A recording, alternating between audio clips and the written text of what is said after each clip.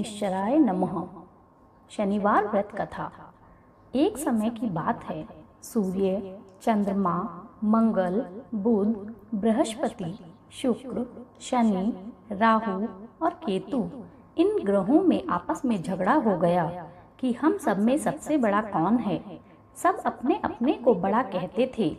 जब आपस में कोई निश्चय न हो सका तो सब के सब आपस में झगड़ते हुए इंद्रदेव के पास गए और कहने लगे कि आप सब देवताओं के राजा हैं, इसलिए आप हमारा न्याय करके बतलाओ कि हम नवों ग्रहों में से सबसे बड़ा कौन है। राजा इंद्र इनका प्रश्न सुनकर घबरा गए और कहने लगे कि मुझ में इतना सामर्थ्य नहीं है जो किसी को बड़ा या छोटा बतलाऊं। मैं अपने मुख से कुछ नहीं कह सकता हूँ। हाँ, एक उपाय हो सकता है। इस समय पृथ्वी पर राजा विक्रमादित्य दूसरों के दुखों का निवारण करने वाला है, इसलिए तुम सब मिलकर उन्हीं के पास जाओ, वही तुम्हारे दुखों का निवारण करेंगे। ऐसा वचन सुनकर सभी ग्रह देवता चलकर भूलोक में राजा विक्रमादित्य की सभा में जाकर उपस्थित हुए और अपना प्रश्न राजा के सामने रखा। राजा उनकी बात सुनकर बड़ी चिंता में पड़ गए कि मैं अपने मुख से किसको बड़ा और किसको छोटा बतलाऊं। जिसको छोटा बतलाऊंगा वही क्रोध करेगा। परंतु उनका झगड़ा निपटाने के लिए एक उपाय सोचा। उन्होंने सोना, चांदी, कांसा, पीतल, शीशा, रांगा, जस्ता, अभ्रक और लोहा नवों धातुओं के 9 आसन बनवाए। सब आसनों को क्रम से जैसे सोना सबसे पहले और लोहा सबसे पीछे बिछाए गए। इसके पश्चात राजा ने सब ग्रहों से कहा कि आप सब अपने अपने सिंहासनों पर बैठिए। जिसका आसन सबसे आगे वह सबसे बड़े और जिसका आसन सबसे पीछे वह सबसे छोटा जानिए। क्योंकि लोहा सबसे पीछे था और वह शनिदेव का आसन था, इसलिए शनिदेव ने समझ लिया कि राजा ने मुझको सबसे छोटा बना दिया है। इस पर शनिदेव को क्रोध आ गया और कहा, हे राजन, तू मेरे पराक्रम को नहीं जानता। सूर्य एक राशि में 1 महीना, चंद्रमा 2.25 महीना 2 दिन, मंगल 1.5 महीना, बृहस्पति 13 महीने, बुध और शुक्र 1 महीने। परंतु मैं एक राशि पर 2.5 अथवा 7.5 साल तक रहता हूँ। बड़े बड़े देवताओं को भी मैंने भीषण दुख दिया है। हे राजन, सुनो, राम जी को जब 7.5 आई तो उनको वनवास हुआ और रावण पर जब 7.5 आई तो राम ने लक्ष्मण के साथ लंका पर चढ़ाई कर रावण के कुल का नाश कर दिया। हे राजा, अब तुम सावधान रहना। राजा कहने लगा, जो कुछ मेरे भाग्य में होगा देखा जाएगा।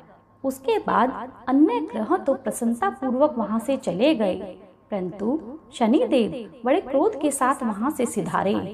कुछ समय व्यतीत हो जाने पर जब राजा को 7.5 की दशा आई तो शनिदेव घोड़ों के सौदागर बनकर अनेक सुंदर घोड़ों के सहित राजा की राजधानी में आए।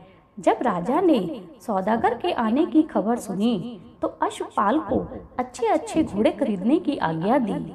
अश्वपाल ऐसी अच्छी नस्ल के घोड़े देखकर और उनका मूल्य सुनकर चकित हो गया और तुरंत ही राजा को खबर दी। राजा उन घोड़ों को देखकर एक अच्छा सा घोड़ा चुनकर सवारी के लिए चढ़ा।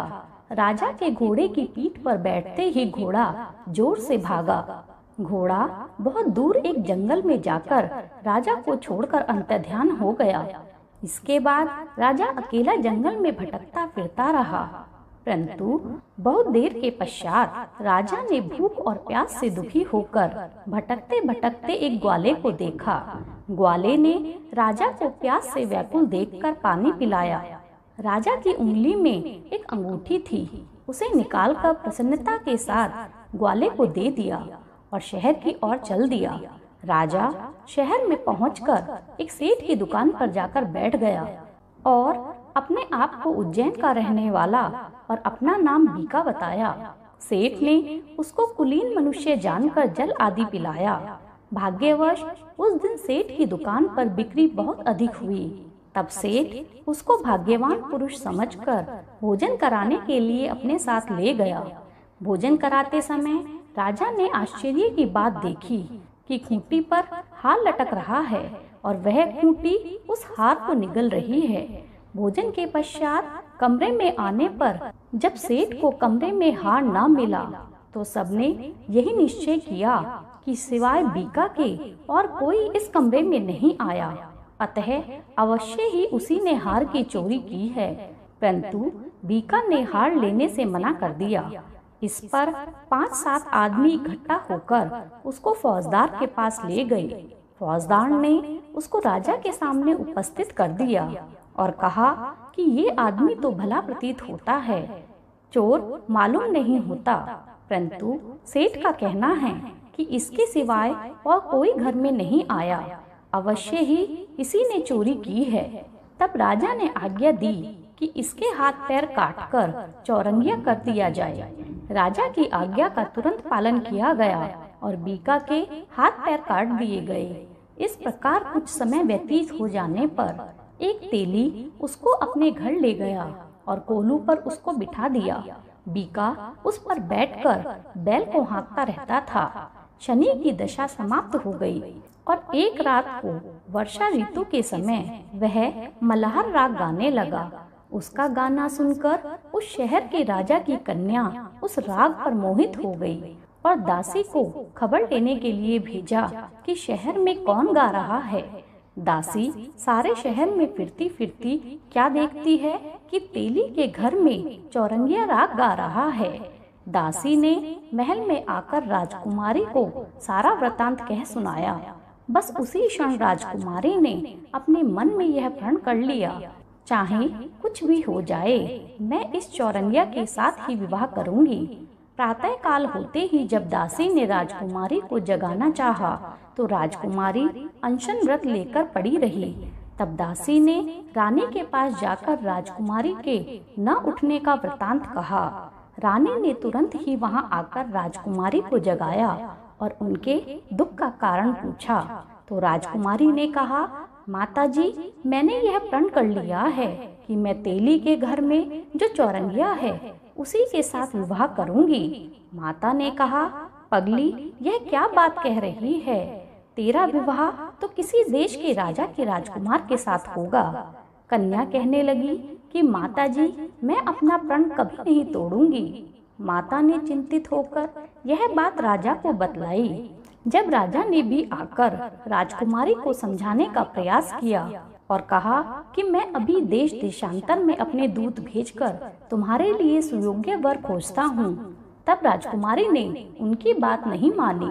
कन्या ने कहा, पिताजी, मैं अपने प्राण त्याग दूंगी, परंतु दूसरे से विवाह नहीं करूंगी। इतना सुनकर राजा ने क्रोध से कहा, यदि तेरे भाग्य में ऐसा ही लिखा है तो जैसी तेरी इच्छा वैसा ही कर।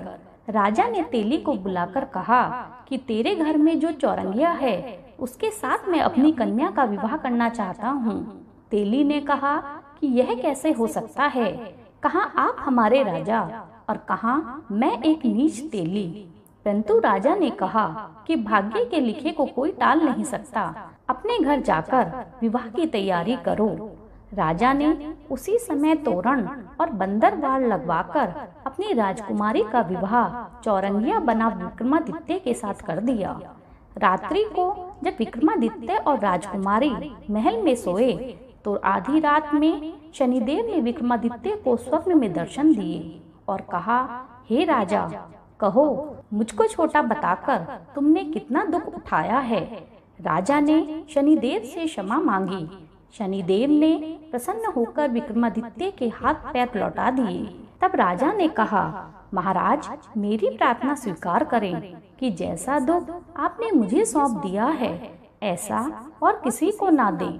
शनिदेव ने कहा, तुम्हारी यह प्रार्थना स्वीकार है। जो मनुष्य मेरी कथा सुनेगा या कहेगा उसको मेरी दशा में कभी किसी प्रकार का दुख नहीं होगा, और जो नित्य प्रति मेरा ध्यान करेगा या चींटियों को आटा डालेगा उसके सब मनोरथ पूर्ण होंगे। इतना कहकर शनिदेव अपने धाम को चले गए। राजकुमारी की आंखें खुली और उसने राजा के हाथ पैर सही सलामत देखे तो वह आश्चर्य करने लगी। उसको देखकर राजा ने अपना समस्त हाल कहा कि मैं उज्जैन का राजा विक्रमादित्य हूँ। यह बात सुनकर राजकुमारी अत्यंत प्रसन्न हुई। प्रातः काल होने पर राजकुमारी से उसकी सखियों ने पूछा तो उसने अपने पति का समस्त वृत्तांत कह सुनाया। तब सब ने प्रसन्नता प्रकट की और कहा कि ईश्वर ने आपकी मनोकामना पूर्ण कर दी। जब सेठ ने यह बात सुनी तो वह विक्रमादित्य के पास आया और राजा विक्रमादित्य के पैरों पर गिरकर क्षमा मांगने लगा कि आप पर मैंने चोरी का झूठा दोष लगाया है, अतः आप मुझको जो दंड देना चाहें वो दें। राजा ने कहा, मुझ पर शनिदेव का कोप था, इस कारण यह सब दुख मुझे प्राप्त हुए हैं। इसमें तुम्हारा तनिक भी दोष नहीं है, तुम अपने घर वापस जाओ। सेठ बोला कि मुझे तभी शांति होगी जब आप मेरे घर चलकर प्रीतिपूर्वक भोजन करेंगे। राजा ने कहा, जैसे आपकी मर्जी। सेठ ने अपने घर जाकर अनेक प्रकार के सुंदर भोजन बनवाए और राजा विक्रमादित्य को प्रतिभोज दिया। जिस समय विक्रमादित्य भोजन कर रहे थे, एक अत्यंत आश्चर्य की बात सबको दिखाई दी। जो खूंटी पहले हार निगल रही थी, वह अब हार को उगल रही थी। जब भोजन समाप्त हो गया तो सेठ ने हाथ जोड़कर बहुत सारी मोहरें राजा को भेंट में दी और कहा कि मेरे श्री कंवर नाम की एक कन्या है, उसका पाणी ग्रहण आप करें। इसके बाद सेठ ने अपनी कन्या का विवाह राजा के साथ कर दिया और बहुत सा दान दहेज उनको दिया। इस प्रकार कुछ दिनों तक वहां निवास करने के पश्चात विक्रमादित्य ने शहर के राजा से कहा कि अब मेरी उज्जैन जाने की इच्छा है। फिर कुछ दिन बाद विदा लेकर राजकुमारी मनभावनी और सेठ की कन्या श्री कनवरी तथा दोनों जगह से मिले अनेक दास दासियों, रथ और पालकियों सहित विक्रमादित्य उज्जैन की तरफ चल दिए। जब शहर के निकट पहुँचे तो नगर वासियों ने राजा के आने की सूचना प्राप्त की तो समस्त उज्जैन की प्रजा स्वागत के लिए आई। तब बड़ी प्रसन्नता के साथ राजा अपने महल में पधारे। सारे शहर में भारी महोत्सव मनाया गया और रात्रि में दीपमाला भी की गई। दूसरे दिन राजा ने शहर में यह सूचना कराई कि शनिश्चर देवता सब ग्रहों में सर्वोपरि हैं। मैंने इनको छोटा बतलाया, इसी से मुझको यह दुख प्राप्त हुआ है। इस कारण सारे शहर में सदा शनिश्चर की पूजा तथा कथा होने लगी। राजा और प्रजा अनेक प्रकार के सुख भोगती रही। जो कोई शनिश्चर की कथा को पढ़ता और सुनाता है, शनि देव की कृपा से उसके सब दुख दूर हो जाते हैं। शनिवार की कथा को व्रत में अवश्य पढ़ना चाहिए। ओम शनिश्चराय नमः। ओम शांति, ओम शांति, ओम शांति।